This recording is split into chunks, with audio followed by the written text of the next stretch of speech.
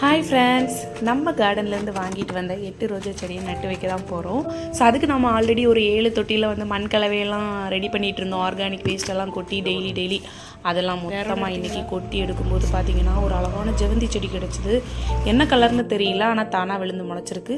சரி, அதை எடுத்து அப்படியே ஒரு குட்டி தொட்டியில் ட்ரான்ஸ்ஃபர் பண்ணிட்டோம். ஏன்னா ஆல்ரெடி ரோஜா செடி வைக்கிறதுக்கே வந்து தொட்டி வந்து ஷார்ட்டேஜ் ஆகிடுச்சு. சரி, நீ அம்மா வீட்டுக்கு போகும்போது 2 நாள் தாட்டையை போட்டு வரலான்னு சொல்லிட்டு இருந்த தொட்டிலெல்லாம் வந்துட்டு இருந்த மண்ணை ஷேர் பண்ணி அழகாக வச்சுட்டு இருந்தாங்க.